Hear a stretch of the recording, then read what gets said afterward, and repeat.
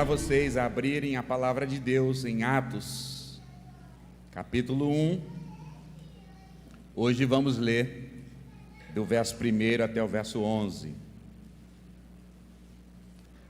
Atos, capítulo 1, de 1 a 11.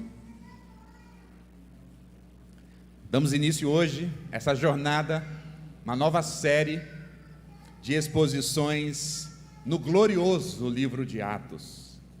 O livro de Atos está dividido em 28 capítulos e nós vamos dividi-lo em temporadas.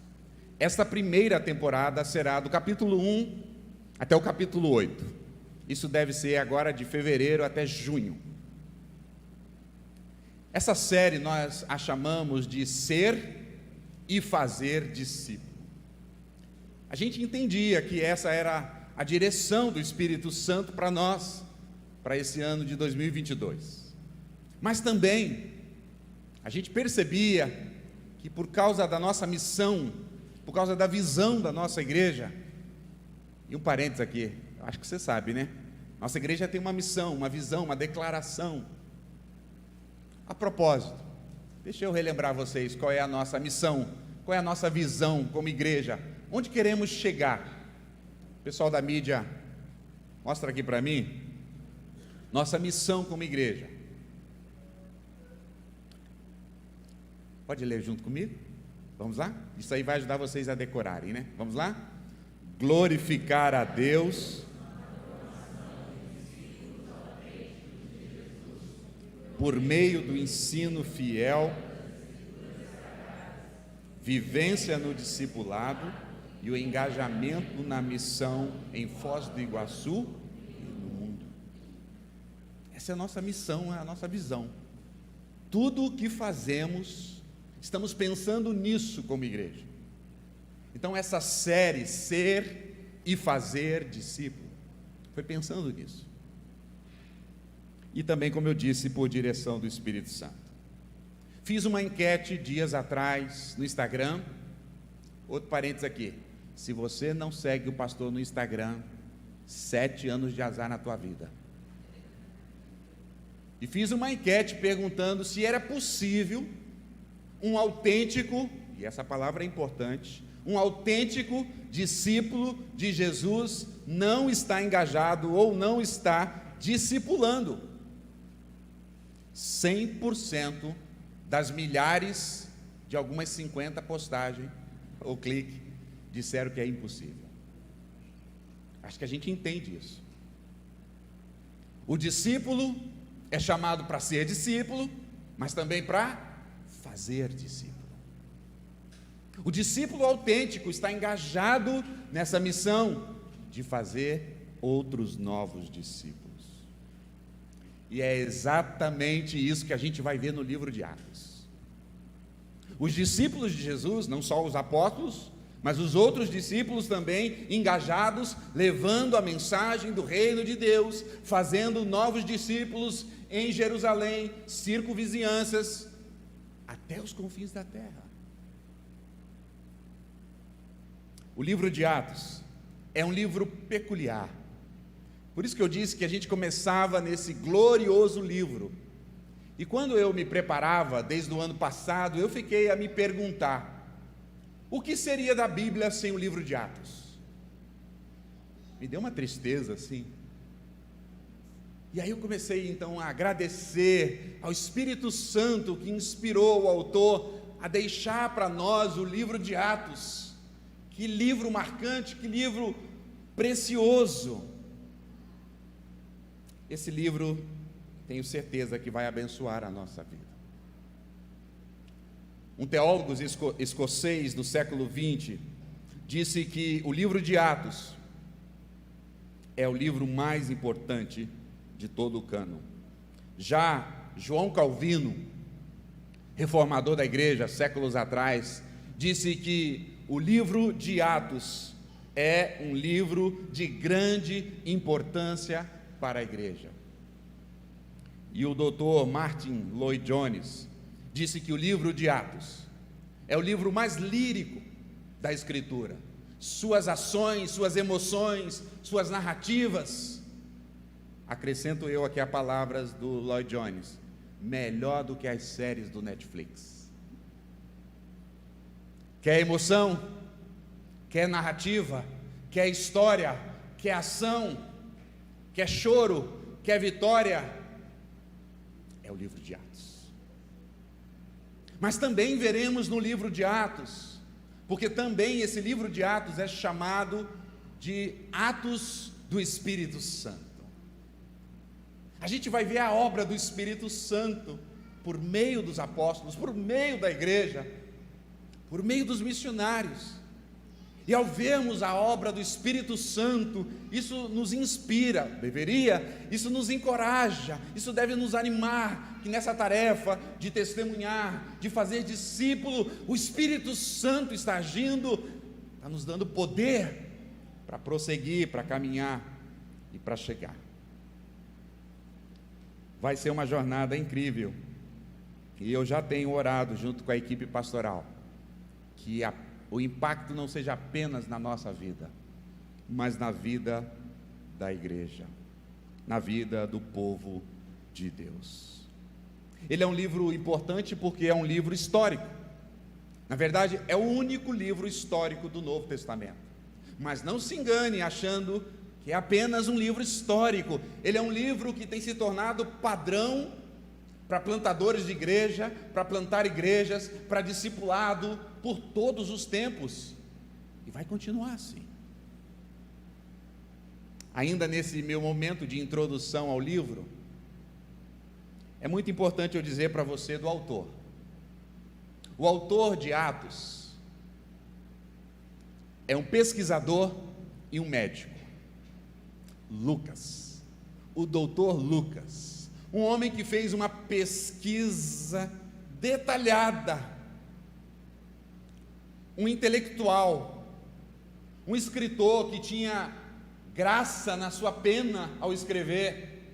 Diga-se de passagem, o único não judeu que escreveu no Novo Testamento. Lucas era grego, tinha habilidade, era médico, como eu disse, tinha o senso de pesquisa, e ele está escrevendo esse seu livro. Na verdade, ele escreveu 2, o Evangelho de Lucas e Atos, que na verdade, não são 2 livros, é um só livro com 2 volumes. A gente vai ver logo na leitura, que ele diz que eu continuei a escrever. Então Lucas é um homem muito poderoso na pena, mas um homem piedoso. Ele andou com o apóstolo Paulo, ele foi da equipe missionária da 2ª e da 3ª viagens que Paulo e a sua equipe fizeram. Teólogos afirmam que é muito provável que Lucas tenha se convertido com o apóstolo Paulo. Ele é grego, como eu disse, então é alguém que está aí para nos auxiliar e para mostrar os fatos verídicos da palavra de Deus. Para caminhar para o final da minha introdução, 2 considerações que são importantes, que vai nos levar por todo o livro, por todas as temporadas. Primeira consideração, para te ajudar na exposição de Atos. Nós iremos usar várias vezes a palavra missão. E talvez aqui na nossa igreja, quando nós falamos em missão, pensamos em missão, nós temos uma ideia de missões transculturais, de levar o evangelho para a Albânia, para a Jordânia, para o Marrocos, para as tribos indígenas, e está totalmente correto. Quando a gente fala de missão, de missões, a gente está falando disso. Mas eu queria que você ampliasse um pouco mais essa visão de missão, para que você entendesse também que missão, nós estamos inseridos na missão, não é coisa de missionários apenas. O ato da gente sair, testemunhar de Jesus, discipular outras pessoas, aconselhar pessoas, orar por pessoas, compartilhar as boas novas com pessoas, isso também é missão. Então, quando nós falarmos missão, deixa a sua mente extrapolar. Ir longe, sim, mas também vir bem perto. A pensar no seu vizinho, a pensar no seu pai, na sua mãe, no seu irmão, no seu tio, alguém do seu colega de trabalho que não conhece Jesus. E nós temos a missão, você tem a missão de testemunhar de Cristo a ele. Na escola, nas redes sociais, por toda a parte. Então, quando falarmos sobre missão, por favor, deixe a sua mente romper as fronteiras, mas também fique com os pés aqui, porque todos nós estamos na missão. Minha segunda consideração é a definição de discipulado. O nome da série é Ser e Fazer Discípulo. Então a ênfase desse livro de Atos para nós vai ser discipulado. E é muito provável que você tenha um conceito, uma ideia sobre discipulado. E eu poderia perguntar a você, quando falamos em discipulado, o que vem à sua mente? E talvez cada um de nós pode ir para um lugar. Então, para nos ajudar por toda a série, quando a gente falar em missão, você vai entender que é lá, mas é aqui também. Mas quando a gente falar em discipulado, a gente queria que você tivesse essa compreensão. O pessoal da mídia está colocando aqui na tela para mim. A nossa definição de discipulado é simples, mas não é simplista. É pequena, mas ela é abrangente na ideia. Podem ler comigo? Qual é a definição que nós temos para discipulado? Vamos lá?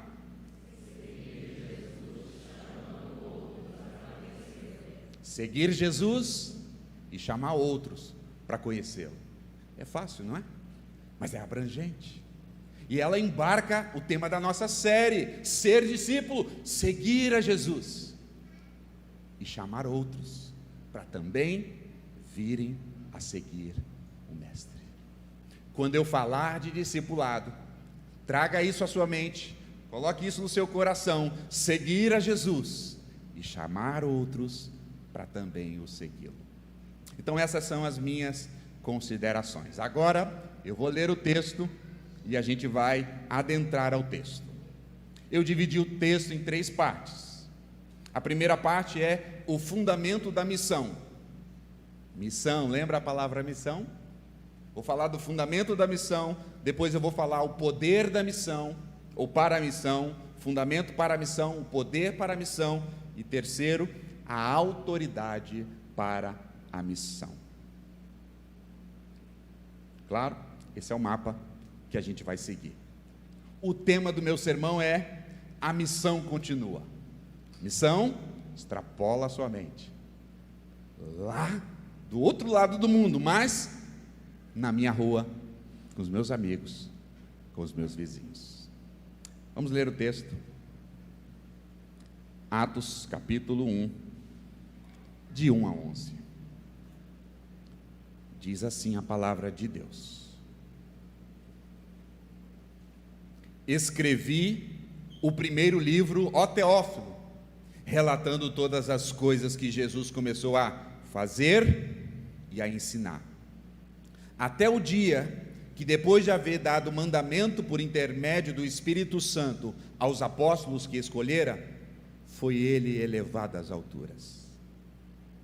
A estes, ou seja, aos apóstolos, depois de ter padecido, Jesus se apresentou vivo a eles, com muitas provas incontestáveis, aparecendo-lhes durante 40 dias e falando das coisas concernentes ao reino de Deus. E comendo com eles, determinou-lhes que não se ausentassem de Jerusalém, mas que esperassem a promessa que o próprio Jesus havia falado, que dele haviam ouvido. Verso 5: porque João na verdade batizou com água, mas vós sereis batizados com o Espírito Santo, não muitos dias depois destes. Então os que estavam reunidos lhe perguntaram: Senhor, será esse o tempo que restaurareis o reino de Israel?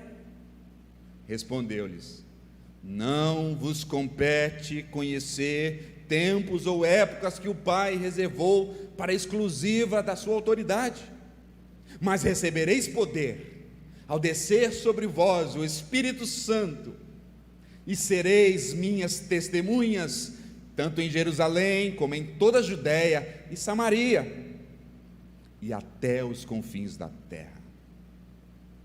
Ditas estas palavras, foi Jesus elevado às alturas, à vista deles, e uma nuvem o encobriu os seus olhos, e estando eles com os olhos fixos no céu, enquanto Jesus subia, eis que 2 anjos, ou em algumas traduções, 2 varões, vestidos de branco, se puseram ao lado deles e lhes disseram: varões galileus, por que estáis olhando para as alturas? Esse Jesus que dentre vós foi elevado ao céu, virá de novo, do mesmo modo como vocês viram ele subir. Amém. Vamos orar mais uma vez. Senhor,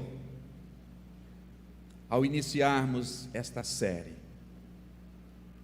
o Espírito Santo que inspirou Lucas, que deu poder aos apóstolos e aos discípulos e às discípulas de propagar essa mensagem gloriosa por todo o canto, que esse mesmo Espírito Santo nos inflame, nos abençoe, abra o nosso entendimento, nosso coração, os nossos ouvidos, que essa palavra que ecoa pelos séculos possa também, Senhor, alcançar guarida em nossos corações. Nos abençoe nessa série, cada exposição, cada pregação, em nome de Cristo. Amém. Amém. Qual é a grande ideia desse texto, ou dessa porção que nós acabamos de ler, de 1 a 11? O texto está mostrando para nós que Jesus ascendeu, foi levado aos céus, e nesse ato dele ser levado aos céus, isso mostra para nós que ele se torna Rei e Senhor sobre todos e sobre tudo, o que ele já era. Mas Filipenses vai nos lembrar que ele se esvaziou, ele abriu mão de tudo isso, mas Deus o exaltou, Deus o ressuscitou, e Deus agora, o ato de levar Jesus, porque ele vem do céu, volta ao céu, é para mostrar que ele tem toda a glória, que ele tem todo o poder, que ele vai reinar sobre tudo, sobre todos, e o reino dele não terá fim. O reino de Davi teve fim, e ele se sentará ao trono, sendo o intercessor dos filhos de Deus, mas também sendo o rei glorioso sobre o seu povo. E por causa dessa autoridade de Jesus, por causa dessa ascensão de Jesus, seus filhos, suas filhas, seus discípulos, seus apóstolos do passado podem sair, podem cruzar as ruas, os rios, os mares, podem bater de porta em porta, podem anunciar o Evangelho, porque quem os mandou e quem estará com eles é aquele que foi assunto aos céus, que está governando e dirigindo todas as coisas. Vamos olhar primeiro ao fundamento para a missão, verso 1 e verso 2. O fundamento para a missão. Definir a palavra fundamento é algo básico, simples e claro. Quando pensamos em fundamento, pensamos em alicerce, em base, em sustentação. E parece que essa é a ideia de Lucas. O Lucas está no seu 2º volume, veja no verso 1, ele diz: escrevi o primeiro livro, ó Teófilo. Já escrevi isso para você antes, e agora vou continuar escrevendo. E Lucas então quer mostrar para nós a base, a sustentação, o fundamento da missão. E o fundamento da missão, na perspectiva de Lucas, pela inspiração do Espírito Santo, o fundamento é tudo o que Jesus fez, verso 1, e ensinou. Essa é a nossa base. Tudo o que Jesus fez e tudo que Jesus ensinou. O teólogo N.T. Wright tem advertido a igreja nos seus livros, dizendo que a igreja não pode ser reducionista. Nós não podemos só olhar para aquilo que Jesus fez e olhar apenas o aspecto da redenção, que é muito importante. Por isso que nós vemos 4 evangelhos, Mateus, Marcos, Lucas, João, para mostrar tudo o que Jesus fez. Jesus foi à cruz, sim, Jesus morreu, sim, Jesus ressuscitou, sim, mas é além disso. Lucas está nos dizendo que o fundamento para a missão é tudo aquilo que Jesus fez, todas as suas obras, porque Jesus era poderoso em obras, também em palavras. Então Lucas quer nos dar um fundamento. O fundamento para a missão é tudo o que Jesus fez. E se nós não tomarmos cuidado, nós podemos escorregar aqui. Há um livro conhecido, talvez você tenha lido ele, Em Seus Passos, o que faria Jesus. Importante a gente olhar e querer observar a vida de Jesus e seguir a vida de Jesus. Mas o Evangelho extrapola apenas a gente seguir os passos de Jesus. É o que Lucas nos diz. Nós temos que sim ver tudo que Jesus fez, mas também tudo que Jesus ensinou. A nossa vida cristã vai ficar capenga se a gente dizer, não, agora no discipulado eu vou apenas fazer e imitar aquilo que Jesus fez. Ok, essa é uma parte. Mas do mesmo modo, você tem que ir para o outro lado e dizer, mas agora também eu vou ler os evangelhos e eu quero me concentrar em tudo que Jesus ensinou. São duas coisas, é uma moeda de 2 lados, que nós não podemos ter preferência em uma em detrimento de outra. Por um outro lado também, é muito comum na igreja as pessoas se concentrarem em tudo que Jesus ensinou. Lemos o Evangelho, ficamos craques no Evangelho, sabemos cada palavra de Jesus, sabemos o ensino de Jesus, mas nos esquecemos daquilo que Jesus fez. E ele disse que o servo não é maior do que o Senhor, ou o aluno não é maior que o mestre. Se ele assim o fez, ele também nos convida a fazer. O fundamento da missão, o fundamento da vida cristã é observar tudo que Jesus fez e tudo que Jesus ensinou. Eu tenho uma reflexão aqui para você e para mim. Não podemos dizer que somos um discípulo ou uma discípula autênticos de Jesus se nós não sabemos o que Jesus fez ou o que Jesus ensinou. Tem muitas pessoas dentro de nossas igrejas que se identificam como cristãs, que dizem que são seguidoras de Jesus, mas não sabem nada do que Jesus fez ou do que Jesus ensinou. Se queremos ser discípulos autênticos de Jesus, precisamos mergulhar no Evangelho, ou nos Evangelhos, Mateus, Marcos, Lucas, João, e ali devorar, e ali observar, e ali ler e reler tudo o que Jesus fez quando Ele esteve nessa terra, e tudo que Jesus ensinou. Então eu tenho um conselho muito prático para você, muito singelo, mas pode ser muito poderoso. Que tal você começar a reler e voltar para os evangelhos? Tem gente que diz, não pastor, evangelhos, Mateus, Marcos, Lucas, João, é coisa de iniciante. Eu já estou mais nas reflexões mais profundas, nos argumentos teológicos de Paulo. Muito bom. O fundamento da missão não é toda a teologia de Paulo, mas o fundamento da missão é tudo que Jesus fez, tudo que Jesus ensinou. Início de ano começando, a gente tem resoluções, né? Eu tenho várias, e quero encorajar você a fazer isso. Eu nem sempre cumpro todas as minhas resoluções, mas acho que de umas 5, também eu não sou daqueles que põem 10, 15 resoluções para 2022, eu sou mais singelo, 5 resoluções. Que tal começar em fevereiro, ou se você não tem alguma, dizendo, eu vou ler, observando, devagar, destacando tudo que Jesus fez, e tudo que Jesus ensinou, a partir de Mateus, cruzando por Marcos, entrando em Lucas, e até chegar a João, porque é isso que faz sentido para o discipulado. Como a gente pode dizer que estamos seguindo a Jesus, e mal sabemos a sua palavra, o seu ensino?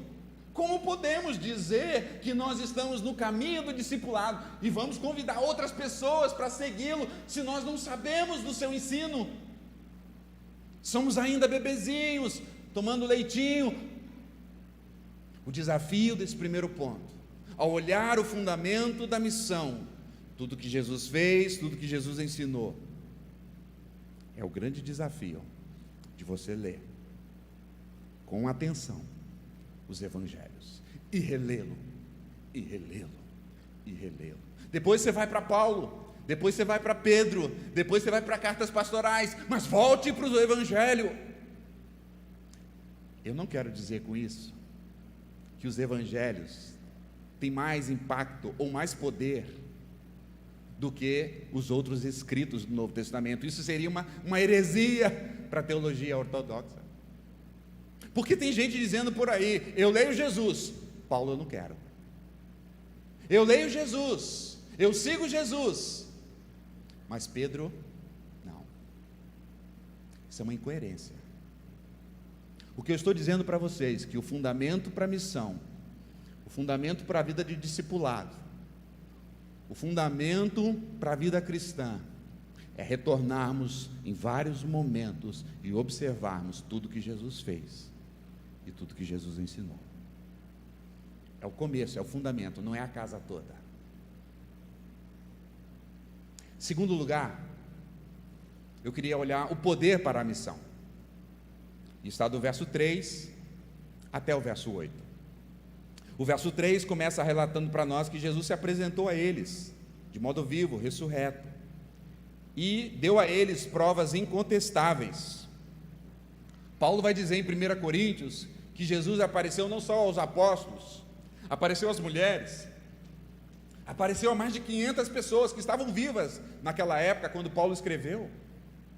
Ou seja, Jesus se mostrou vivo com provas incontestáveis, e eles tinham uma prova aqui muito incontestável. Jesus disse, vamos botar a mesa, vamos comer. Você entende por que crente, quando quer conversar e falar das coisas de Deus, põe a mesa? Você entende que quando a gente vai na casa do irmão, a gente vai para a mesa? Mas o que Jesus falava na mesa? O verso 3 diz, ele falava sobre o reino dos céus, o reino de Deus. Por 40 dias, Jesus estava entre eles, vivo, comendo, dizendo, ô Pedro, me dá um pedaço de pão aí, cara. Ô João, compartilha esse chá. Tiago, cadê o fruto da videira? Compartilha, porque esse aqui tem corpo, tem fome. Ressurreto, provas incontestáveis, dentre muitas. Mas quando Jesus está à mesa, Jesus diz, pessoal, comida boa, né? Mas lembra que eu ensinei para vocês? Lembra de tudo que eu ensinei para vocês? E lembra que eu havia dado uma promessa para vocês? É provável que eles botarem a mão assim, é verdade. E qual foi a promessa que eu havia dito para vocês? Que depois da minha morte, da minha ressurreição, vocês receberiam o quê? O batismo com o Espírito Santo. Verso 5 vai dizer que o batismo de João com águas, mas viria, João já tinha feito isso, antes de Jesus, estava batizando com água no Rio Jordão. E agora Jesus está dizendo, eu havia prometido para vocês, que vocês seriam batizados com o Espírito Santo, está chegando o dia, vocês serão batizados com o Espírito Santo, final do verso 5, não muitos dias depois disso, e alguns domingos à frente a gente vai ver esse dia chegando, o dia de Pentecostes. E aqui a gente tem umas faíscas, né? Com os nossos irmãos pentecostais ou neopentecostais. Aqui nós temos algumas divergências doutrinárias sobre a questão do batismo com o Espírito Santo. Eu não vou adentrar hoje aqui. O meu tópico aqui é o poder, mas a gente vai entrar nesse tópico, porque nós vamos falar sobre isso na sequência do livro de Atos. Nós vamos mostrar e falar o que Lucas estava dizendo, que era o batismo com o Espírito Santo. Mas eu queria que você tirasse a sua ideia desse debate que nós temos e colocasse no de fato o que o texto quer dizer para nós, que é o poder. O poder para a missão. E aí nós temos outra discordância, só estou dando uma pincelada para vocês aqui, com alguns outros irmãos, porque alguns acham que o poder é a pessoa do Espírito Santo. Particularmente, acompanhado de outros teólogos, eu acho que não. O Espírito Santo é Deus. Poder é um atributo que ele tem. Então alguns acham que quando o Espírito Santo vem, ele é o poder, ele tem poder, mas a ideia do texto parece-nos que quando ele vem, e o ato dele habitar no crente, no ato dele batizar o crente com o Espírito Santo, ele traz consigo o poder. É por isso que alguns ficam achando que, pelo fato do Espírito Santo ser o poder, que as maiores manifestações do Espírito Santo são atos extraordinários. E eles os têm, nós vamos ver. Mas me parece que os maiores atos do poder que o Espírito Santo dá aos crentes é para testemunhar, é para cumprir a missão.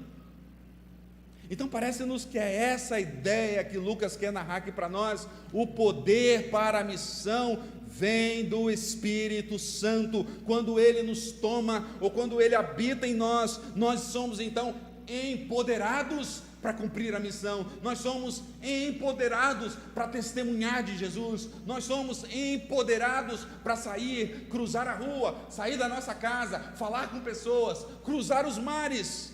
Porque nós temos o Espírito Santo, e termos o Espírito Santo, nós temos o poder para o discipulado. Nós temos o poder para a missão. Volta um bocadinho em Lucas. Bota o dedo aí em Atos e volta no último capítulo de Lucas, que é o primeiro volume dessa obra. Capítulo 24, o verso 49.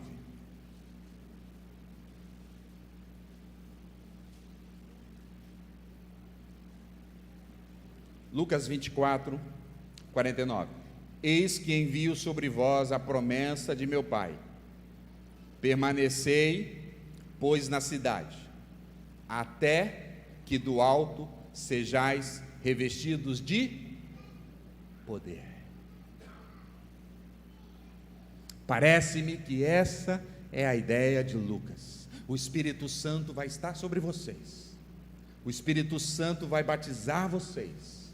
E vocês se tornarão a habitação agora repleta, cheia do Espírito Santo. E com isso vocês terão autoridade, ousadia, intrepidez e poder para pregar o Evangelho, para fazer discípulos, para seguir a Jesus e para chamar outros para virem também. Esse é o poder que nós temos para a missão. Parece que é um reflexo da vida de Jesus. Jesus, quando veio a este mundo, foi tentado no deserto, e ele foi batizado. E quando ele é batizado, a pomba simbolizando ali o Espírito Santo desce sobre ele, e ali Jesus recebe o poder do Espírito Santo, e ele vai até a sinagoga, e abre o profeta Isaías, e lendo o profeta Isaías, ele diz: hoje se cumpriu essa profecia que diz que ele, o Espírito está sobre mim, que me ungiu para dar vista aos cegos, curar os coxos e anunciar a palavra do Senhor. Jesus também é empoderado com o poder do Espírito. E ele sai, e ele começa o seu ministério público, e ele começa a fazer tudo aquilo que Lucas nos narrou que ele fez. Se você tem o Espírito Santo, se você é um discípulo de Jesus, se o Espírito Santo habita em você por causa da conversão a Cristo, você também tem disponível a você o poder do Espírito Santo para a missão. Você não está só. E aqui entra a minha reflexão. Você não precisa ter medo. Você não precisa titubear. Se você realmente é um discípulo de Jesus, Ele já te deu o poder, e basta você usá-lo e sair na ousadia, no nome dEle.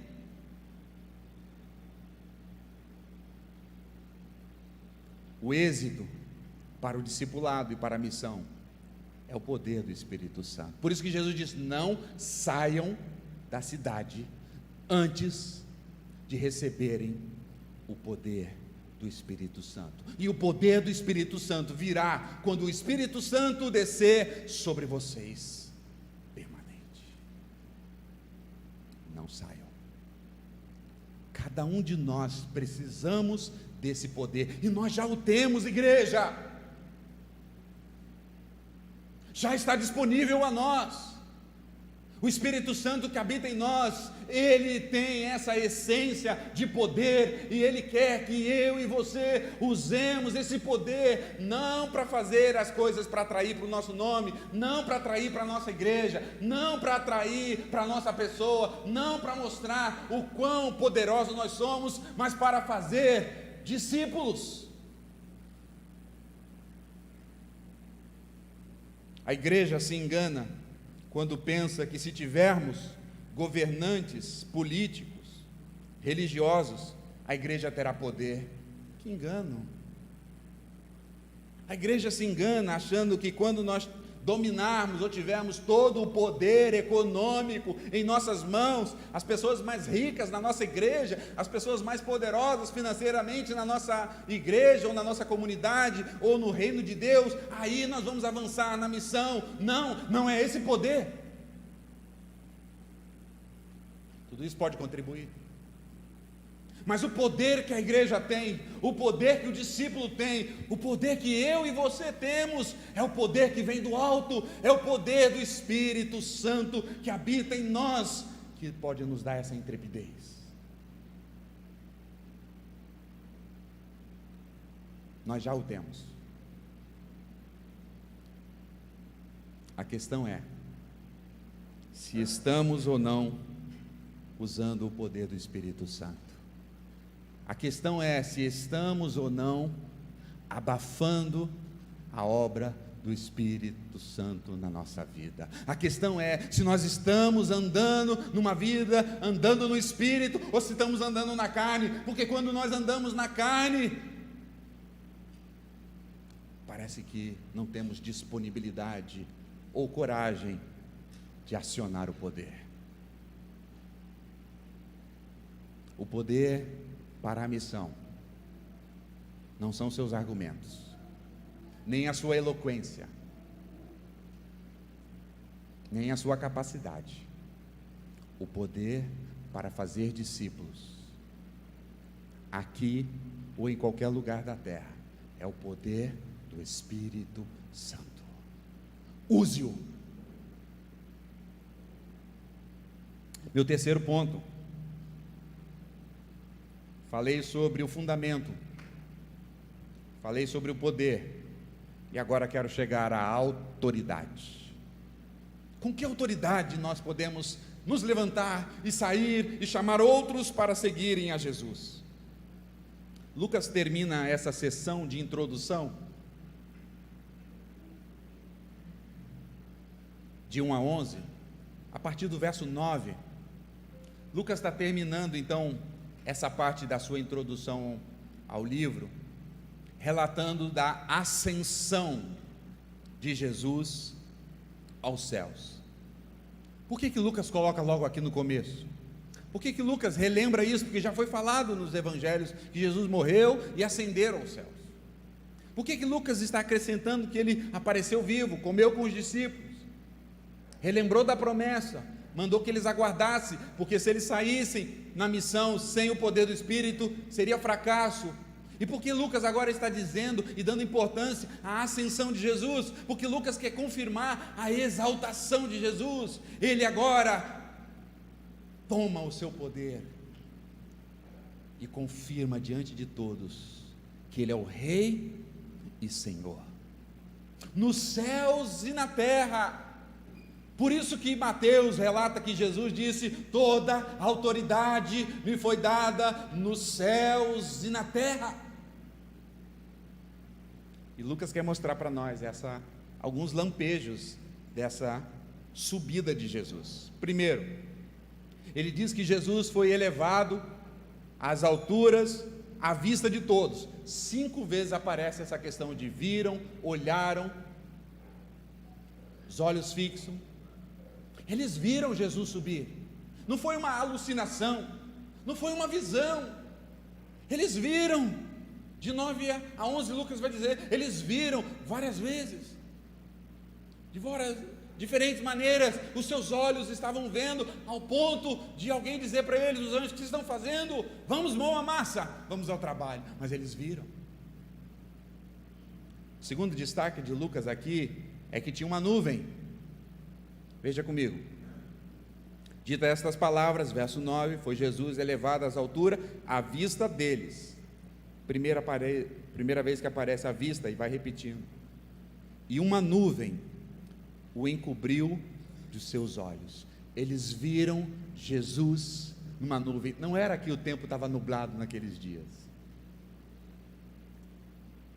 Tem toda uma linguagem bíblica aqui por trás, tem todo um simbolismo aqui que quer transmitir essa ideia de nuvem.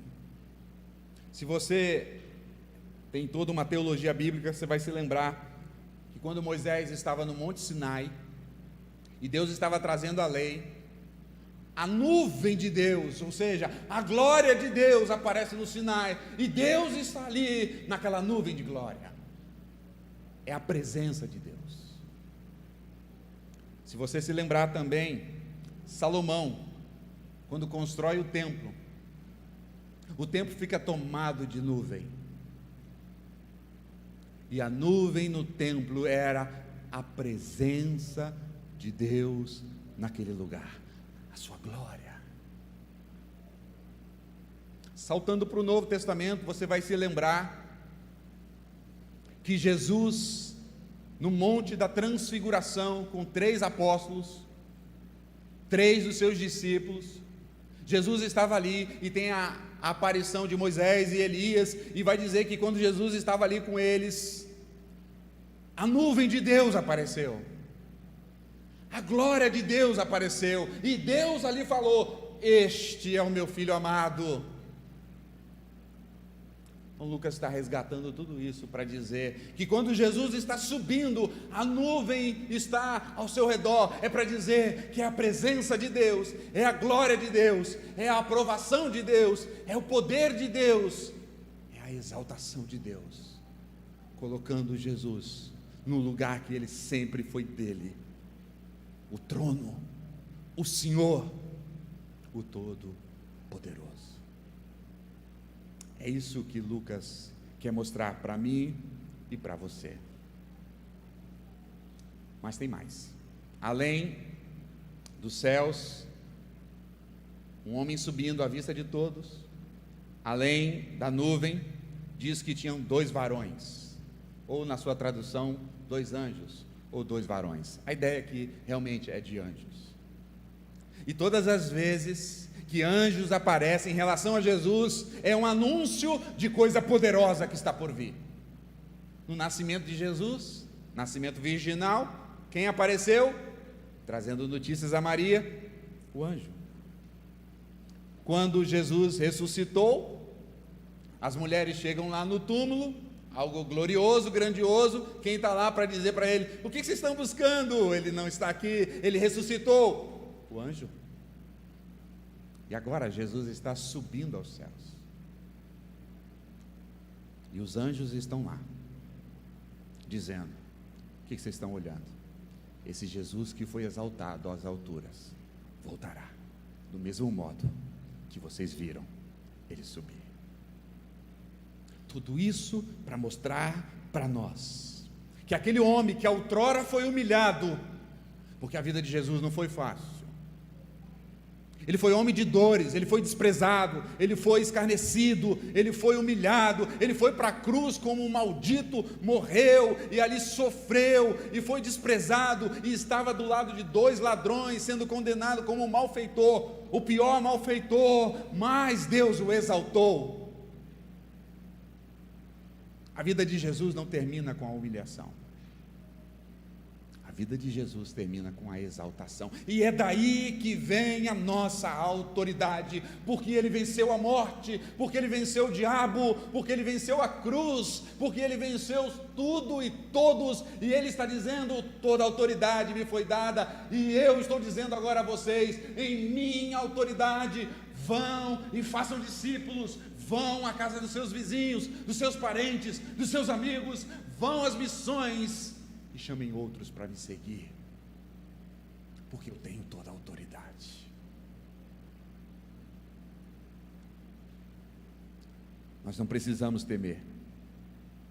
A nossa autoridade não vem de uma igreja. Eu venho aqui em nome da igreja, eu venho aqui em nome de uma instituição. Tudo isso é importante, mas não é a nossa autoridade. Nós não somos chamados a fazer discípulos na autoridade qualquer, nós somos chamados a fazer discípulos pela autoridade que o Senhor conquistou na morte, na ressurreição e na ascensão e no seu domínio. Por que tememos? Porque ficamos amedrontados? Porque se ficamos a titubear, será que vai dar certo? Será que vou ser humilhado? Será que vou ser rejeitado? Irmãos, quando nós percebermos que nós estamos indo em nome daquele que tem toda a autoridade, daquele que disse que as portas do inferno não há onde prevalecer contra a igreja do Senhor, porque a igreja do Senhor vai em nome do Senhor, a nossa vida de discipulado vai mudar. Então essa é a minha reflexão para você. Não temas, vá, testemunhe de Jesus e faça discípulos. Pois bem, cheguei ao final. 3 breves aplicações. Primeira, verso 3, Atos 1:3. Jesus, depois de ter padecido, se apresentou aos apóstolos vivo. Toda vez que eu leio essa passagem aqui, vem um sorriso. Jesus está vivo. A morte não o venceu. Ele está vivo. Irmãos, se nós queremos estar engajado no movimento de discipulado, se nós queremos criar uma cultura de discipulado na nossa vida cristã, nós precisamos nos lembrar que nós estamos anunciando um Cristo vivo. Ele se apresentou vivo. Nós não estamos anunciando fábulas, nós não estamos anunciando algo de um homem qualquer, nós não estamos falando de ideologias, nós estamos falando do Filho de Deus, que veio, que morreu sim, mas ressuscitou, assunto ao céu, e está vivo, e Apocalipse vai dizer, está no nosso meio, agora. A nossa fé deve ser viva, porque nós adoramos um Cristo vivo, nós anunciamos um Cristo vivo, nós não estamos chamando pessoas para seguir a igreja A, ou a igreja B, ou a igreja C, nós não estamos com as nossas ideias, nós estamos chamando pessoas para seguir, como nós estamos seguindo, a um Cristo vivo. Isso é encorajador para a missão. Nós não estamos falando de um morto, nós estamos falando daquele que está vivo. pregue a Cristo. No discipulado, siga a Cristo, pregue a Cristo, o Deus vivo. Mas a minha segunda aplicação aqui, no começo eu disse que nós precisávamos ampliar a nossa visão de missão, que sair e testemunhar de Cristo no trabalho, na nossa casa, nos vizinhos, isso é missão. Mas eu também queria ajudar agora você a extrapolar para entender a ideia de discipulado, porque é muito possível que a gente tenha uma visão ou uma ideia de discipulado limitado, achando que discipulado é só nós sairmos e chamarmos as pessoas que não conhecem a Jesus para segui-lo. É isso sim, mas não é só isso. Há um conceito muitas vezes equivocado, que o discipulado vai acontecer só com aquelas pessoas que nós vamos anunciar a Cristo e vamos caminhar com ela, ensinando a Cristo sobre ela. É isso sim, mas é além. O discipulado também é a gente seguir a Cristo e chamar outros irmãos, outros seguidores de Jesus e dizer: ei, vem também, vamos juntos, vamos caminhar junto, vamos seguir a Jesus junto, vamos orar juntos, vamos lutar contra o pecado juntos, vamos amadurecer na fé juntos. Essa é a visão completa do discipulado. Saímos daquela rua, chamar pessoas que não conhecem a Jesus, que não professam a Jesus, dizem: vem seguir a Jesus, assim como eu estou seguindo. Mas é também olhar na minha igreja, olhar pessoas e dizer: vem andar comigo, eu tenho visto você, talvez está um pouco desanimado, vamos andar juntos, vamos orar juntos, vamos tomar café juntos, vamos falar de Deus juntos, vamos evangelizar juntos, vamos orar juntos, vamos prosseguir juntos. Isso também é discipulado. Andar com outros irmãos. A fé cristã nunca foi individual e solitária. A fé cristã sempre foi coletiva. Juntos, discipulando uns aos outros, e saindo para essa rua, e chamando outros para vir e seguir ao Cristo vivo. Por fim, tomar até uma água aqui para recompor o fôlego.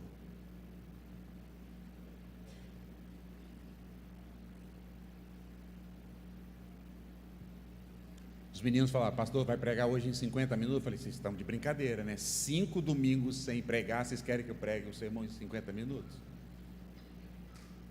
A terceira aplicação aqui, a gente viu quem é o autor. O autor é Lucas. A gente viu as credenciais de Lucas: médico, pesquisador, intelectual, capaz, homem de pena leve, que sabia escrever, que sabia pesquisar, que sabia argumentar, que está dando um escrito a um homem de um título alto como Teófilo, tudo que Jesus fez, tudo que Jesus ensinou. Um homem que também andou do lado de um outro erudito, porque, não sei se vocês sabem, né? Um dos grandes eruditos da época de Paulo era o próprio Paulo. Um homem fora na mentalidade, no conhecimento, na cultura, e depois da sua conversão, no espírito. Lucas andou com Paulo. Lucas era um homem letrado, Lucas era um homem habilidoso, Lucas era um homem extremamente capaz, Lucas era um homem inteligente, e Deus usou a vida dele. E é isso que eu quero dizer. Talvez você se identifique com Lucas, talvez Deus tenha te dado uma profissão, uma capacidade, um intelecto, uma preciosidade, uma sabedoria, facilidade talvez em falar, em escrever, em ter uma profissão onde você pode influenciar pessoas. E eu quero te desafiar, como Lucas, a usar tudo isso para o reino de Deus, para o discipulado, para o avanço de Cristo. Sua profissão, seus dons, sua empresa, suas habilidades, seus diplomas, como Lucas, tudo para Cristo, tudo para a glória de Cristo, tudo para o bem da igreja, tudo para o bem do povo de Deus, tudo para o bem das pessoas, para chamar outros para seguir a Cristo. Mas talvez você pode estar dizendo: pastor, eu fiquei um pouquinho distante de Lucas agora, eu não sou tão intelectual, eu não sou de pena leve, eu não sou tão habilidoso no falar. Sendo bem honesto, pastor, terminei o 2º grau, entrei na faculdade e talvez nem terminei ainda, ou concluí, mas não tenho tido grandes projeções. Tem lugar para mim, pastor? Meu irmão, daqui a alguns dias a gente vai entrar na história de Pedro, um pescador, um homem simples, um homem iletrado, se tornou letrado depois, que escreveu até 2 cartas por causa do evangelho, por causa da missão, mas um homem da Galileia, um homem desprezado, um homem de pouca cultura, um homem de pouco conhecimento, foi até Roma, viajou até Roma, se tornou pregador, se tornou pastor daquela igreja, se tornou uma grande bênção para o reino de Deus, um grande apóstolo. Porque o poder não está no nosso intelecto, Deus usa o nosso intelecto, mas o poder está no Espírito Santo. Tem lugar para você no discipulado. Se você é um grande intelectual, ou um médio intelectual, ou você não é um intelectual, se você não é médico nem historiador, mas se você é pedreiro, se você é um comerciante, se você é um farmacêutico, se você é um professor, se você é o que é, Deus te colocou ali para fazer discípulos. Deus quer usar a sua vida, todos engajados na missão. Eu não sei falar. Leia os evangelhos e veja tudo que Jesus fez. Veja o evangelho e veja tudo que Jesus ensinou, e Deus vai te usar no seu ciclo de influência. Concluo aqui, irmãos. Deus tem colocado alguns dos nossos irmãos aqui em lugares altos de destaque social. Para quê? Se não for para você fazer discípulos e testemunhar e glorificar a Deus. Deus tem colocado pessoas da nossa igreja em lugares difíceis de acesso, lugares mais singelos, falando socialmente. Para que você está ali, se não for para testemunhar do evangelho do nosso Senhor Jesus, seguindo a Cristo e chamando outros?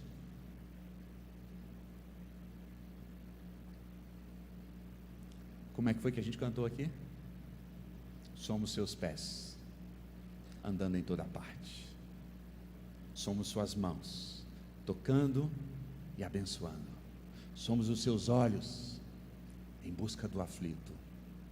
Somos a sua boca de Deus, anunciando o reino de Deus. Que Deus nos ajude, que Deus inflame a nossa igreja, desde o púlpito até os bancos. Que Deus inflame a nossa vida, para sairmos nessa visão, ser discípulo de Jesus, segui-lo, conhecer o que Ele fez, conhecer o que Ele falou, conhecer a palavra de Deus, mas também comprometido, engajado em chamar outros para caminhar no caminho do discipulado, da imitação de Cristo. Eu posso ouvir um amém? Amém. Amém significa que assim seja. Amém, irmãos? Amém. Posso orar por vocês? Mas não vai ser uma oração pedindo para Deus te abençoar. Vai ser uma oração para Deus te inflamar. Você fala: ixi, agora senti até um fogo aqui, pastor. É bom? É uma oração para Deus te inflamar, me inflamar, para a gente seguir a Jesus, mas também para a gente chamar outras pessoas para seguir a Jesus. Então, antes de orar, você vai orar. O Júnior vai tocar uma melodia aqui, e antes de orar, você vai orar. E eu não sei como é que você vai orar. Pode ser umas dicas. Pode pedir perdão, talvez dizer: Senhor, eu não estou engajado no discipulado, na missão, mas me inflama hoje. Senhor, sou tomado de medo, de vergonha, de timidez. Aviva a minha vida hoje. Me relembra, como o Senhor fez, que temos o poder do Espírito Santo, a autoridade do Cristo vivo e o fundamento que é o Evangelho. Ora um bocadinho aí então, e daqui a pouco eu vou orar por você, para que você saia daqui com toda a intrepidez para anunciar o Evangelho de Jesus.